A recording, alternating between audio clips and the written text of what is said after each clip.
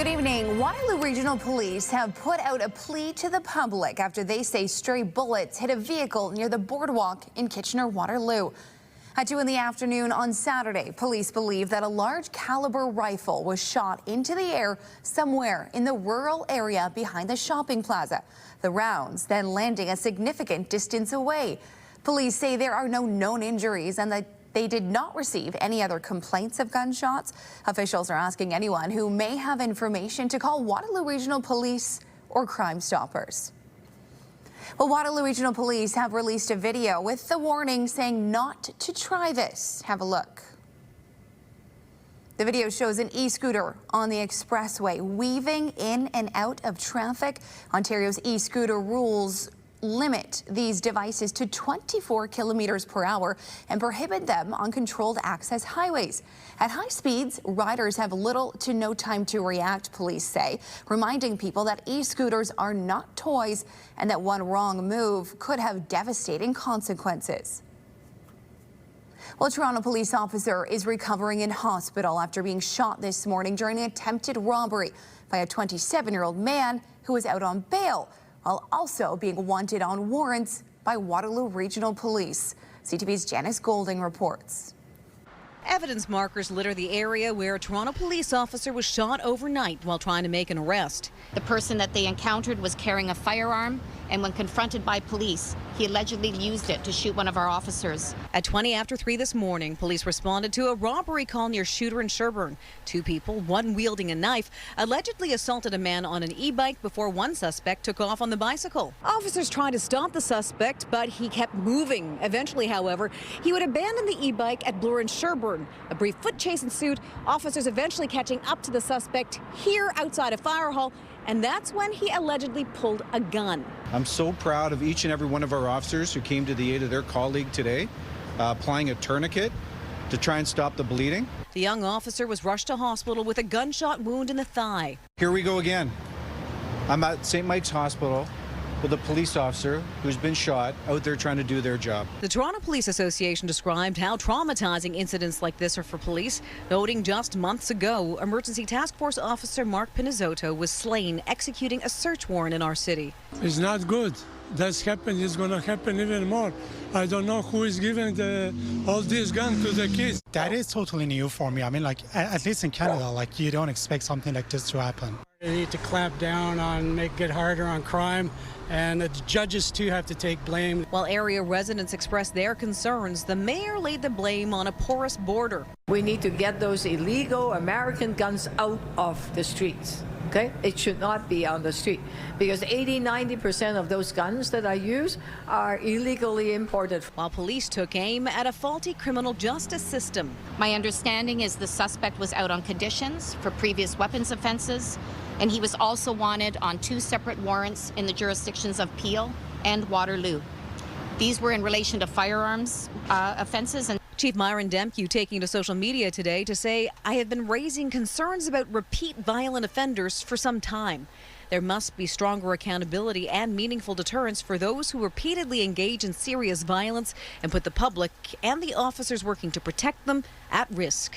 Police stress none of their officers fired a weapon. 27-year-old Stefano Edwards of Peterborough is now facing a total of 15 charges, including attempted murder, disarming a peace officer, 2 counts of failed to comply with release order, as well as a variety of weapons-related offenses. Janice Golding, CTV News.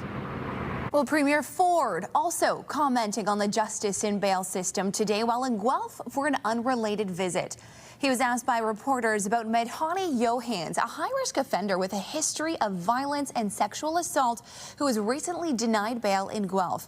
Johans has more than a dozen court order breaches in the last several years. Just over a week ago, he was released for only a couple of hours before getting re-arrested.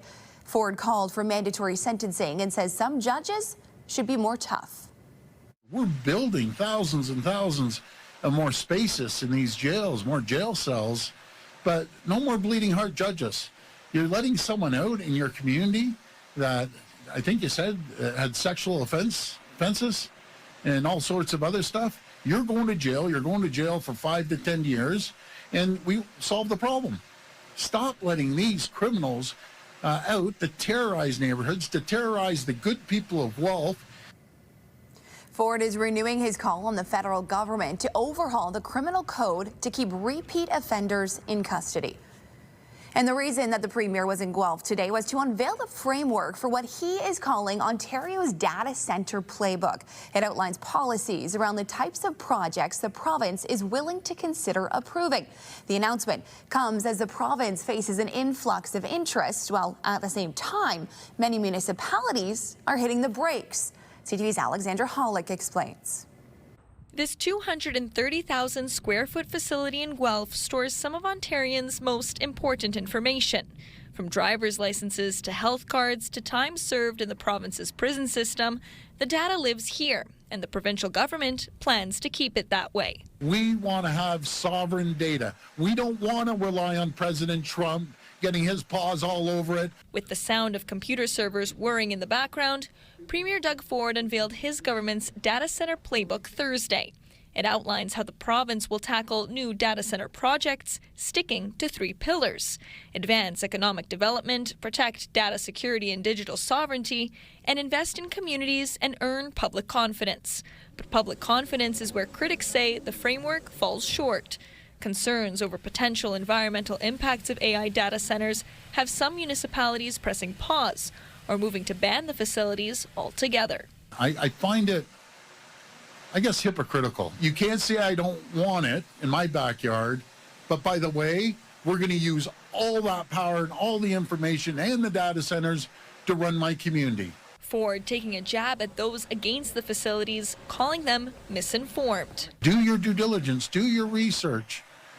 Data centers have been around for decades. As part of the proposed policy, data centers will be required to bear the full cost of the electricity they use. So no costs are passed on to the hardworking Ontario families. Ontario will not offer financial incentives to attract investments. With more than 100 data centers across the province and even more on the way, Ford emphasized his government's plans to prioritize projects that would see Canadian data stored in Canada and not south of the border. Ontario has a choice. We can build the economy of the future and ensure Canadians' data remains in Canada and out of President Trump's hands, or we can get left behind and risk Canadians' data being sent down to the U.S., where only President Trump, God knows what he will do with it.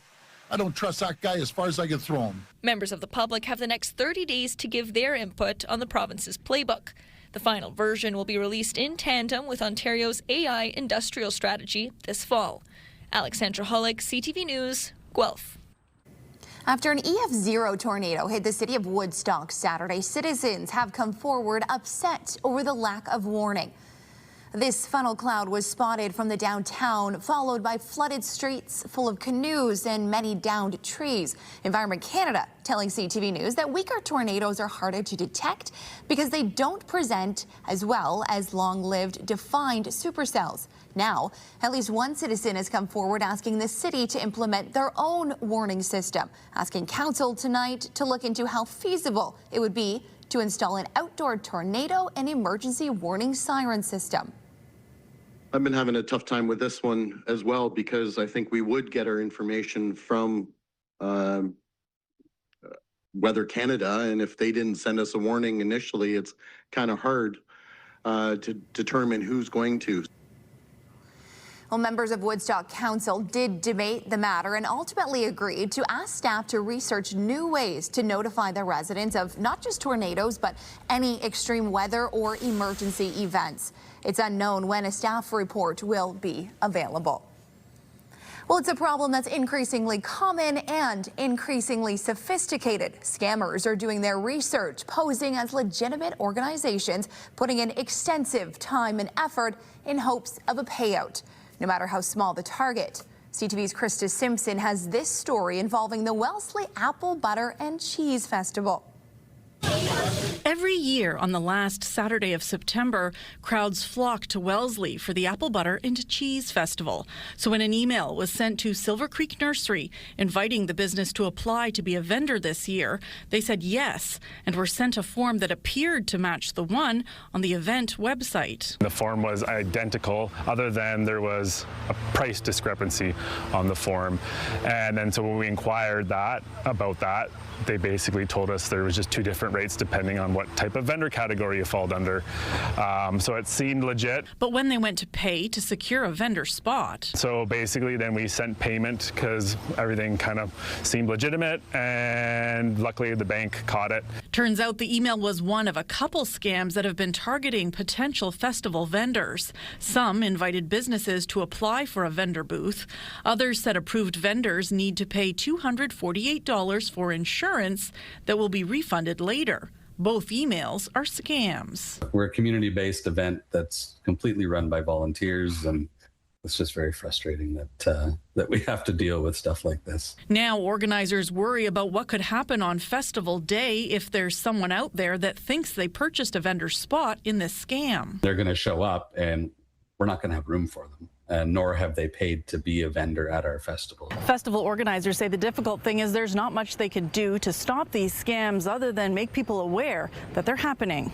It's a problem that's growing, with scammers impersonating anything from farmers markets to the Calgary Stampede. Over the last year, Kitchener's Christkindle Market has been targeted too, with local businesses receiving emails saying vendor spaces are limited or offering exclusive opportunities.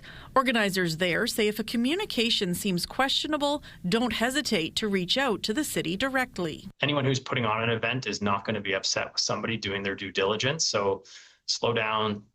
Take a little bit of time and just confirm that, hey, I received this information. Is this actually accurate? Are you guys actually reaching out to me? One of the immediate red flags would be the urgency to book now and provide payment now. Waterloo Regional Police say scammers cast a wide net in these phishing schemes. They will include a number of emails on it and hoping that someone clicks on it.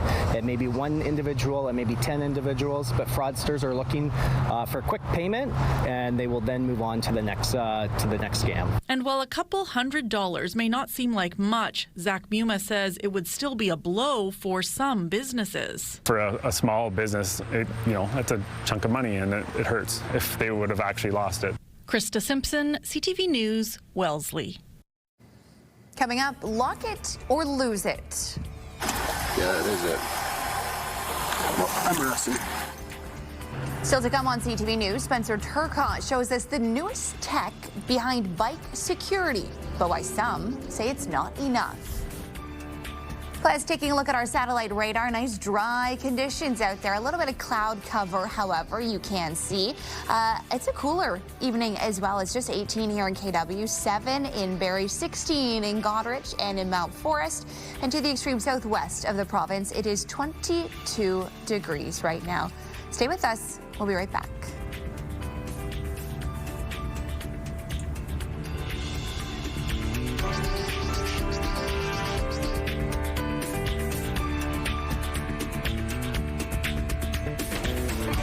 Download the CTV News app and stay on top of local stories as they unfold. We go to a dramatic scene unfolding. Customize your feed and watch live wherever you are. ctvkitchener.ca, your home for news.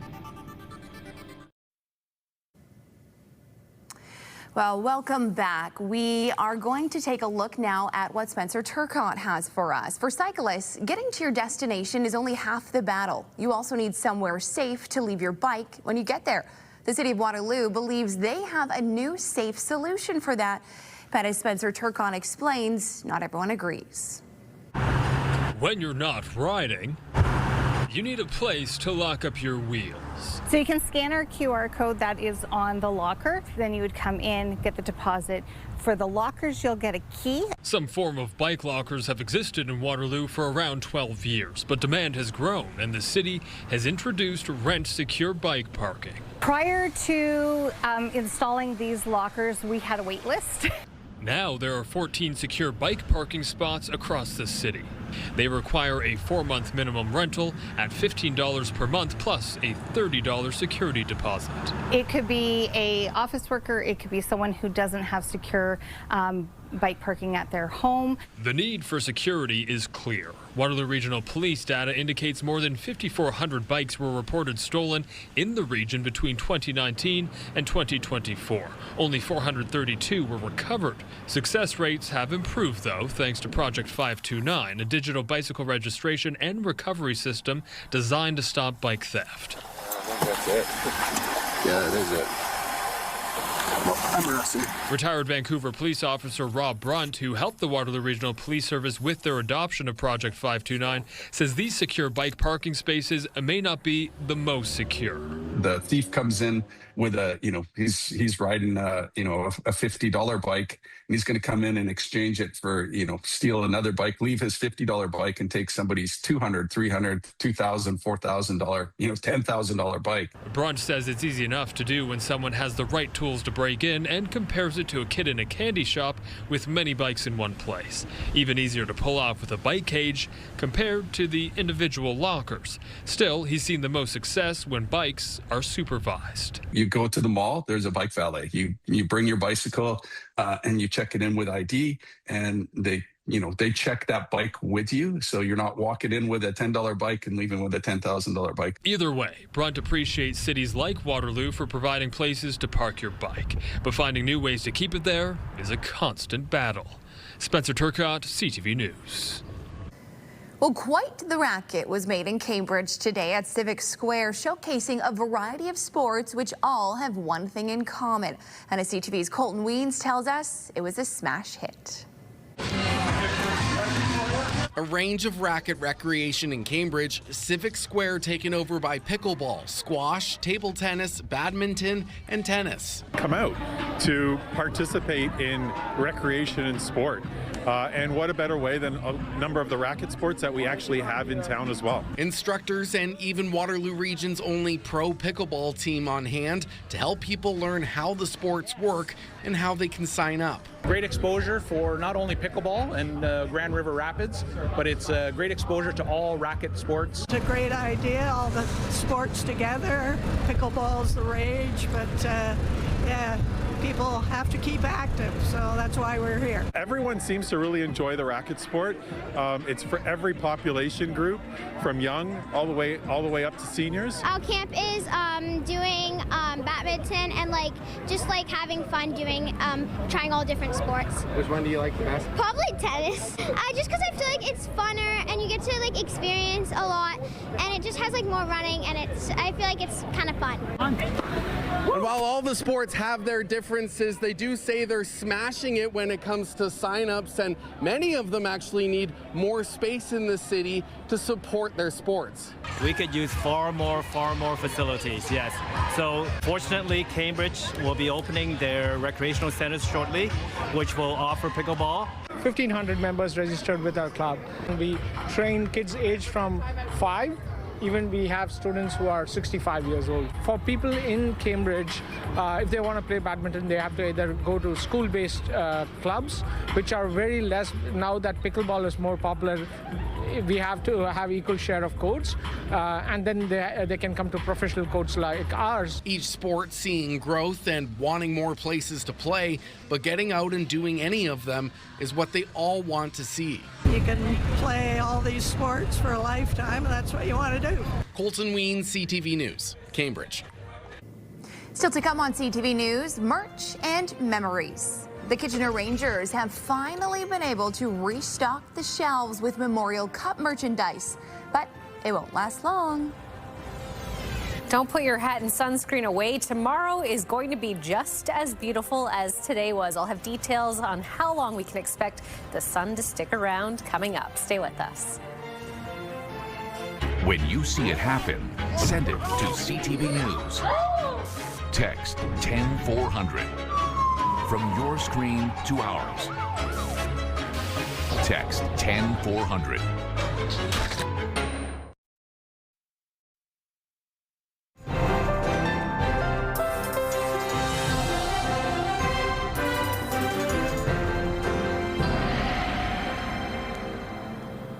Welcome back as we take a nice look at this beautiful sunset shot thanks to our producer Alan.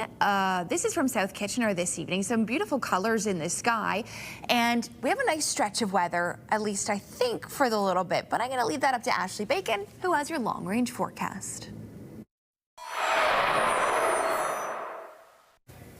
Well, I hope you've had a great day. It was certainly a perfect summer day out there. Lots of sunshine, a little bit of cloud cover, and temperatures soaring into the mid-20s. And as we take a look at our futurecast, we're going to see similar conditions continuing throughout your Friday, and then potentially an even sunnier day ahead for your Saturday. So a couple of really nice days still to look out for as we get into weekend mode. Just another day left in this work week. Tonight, very comfortable conditions. 13 is the expected overnight low, partly cloudy.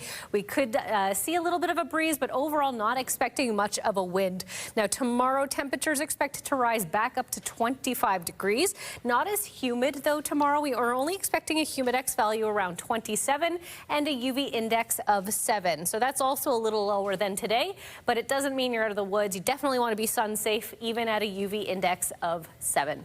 Taking a look at our almanac, sun rising at 6:24 a.m., setting at 8:29 p.m. So we're getting less and less daylight. Sun sets before 8:30. Gosh, that means fall is just around the corner. And here's a look at our 7-day forecast starting in the region. Saturday going to be absolutely perfect. 28 degrees, the expected daytime high with nothing but sunshine. Showers expected to make a return by Sunday, however, in 24, with a chance for it to leak into your Monday with a high of 26. Similar conditions are expected for Lambton, Kent, Essex as well. A chance for showers tomorrow, but Saturday, beautiful sunny conditions in 29, showers and 27 for your Sunday, with a little bit of a chance for showers on Monday. And lastly, in southern Georgian Bay, you're going to see an absolutely gorgeous Friday. UV index of 8 to 25, expected daytime high with a mix of sun and cloud. Saturday, 27 and sunny with the chance for showers making a return on Sunday, and 26. And on Monday, as we start next work week, 24 with a slight chance of showers. So Krista, make sure to keep those hats, sunglasses, and sunscreen handy. You're going to need it at least for the next couple of days. Okay, thank you, Ashley. Well, I know some people who have some brand new hats, and that's thanks to the Kitchener Rangers and a memory we are hoping to keep going, not just alive, but keep going into this season. We'll talk about that coming up after the break. First, we're going to take a look outside from our tower cam. This is live right now at 11:56. Some dry conditions. We'll be right back. Kitchener Radio changes July 28th. Virgin Radio is moving to 99.5. And Bounce moves to 105.3. We'll be 99.5 Virgin Radio. And we'll be Bounce 105.3. Same stations. Different frequencies. It's time to reset your preset. Well, Flappin' Plastic, it's fantastic. Who is that? Of course, it's no one other than Barbie Girl. And Barbie's world has arrived in Toronto.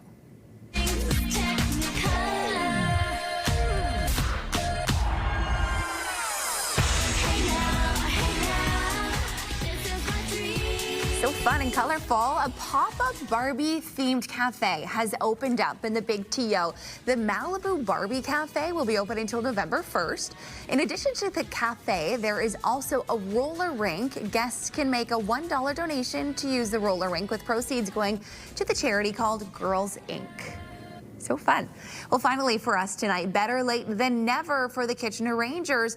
More than 2 months after the Blue Shirts snagged junior hockey's ultimate prize, the official Memorial Cup Championship hats have arrived at the Odd today. Supply chain delays kept fans waiting, but that didn't stop dozens from lining up hours before the doors opened at 4 o'clock. There they are, standing outside, prepared with their lawn chairs, food, and entertainment. Look at that lineup. Some people arrived hours before the line opened, about 4 hours, and staff say they only had about 1,500 hats available.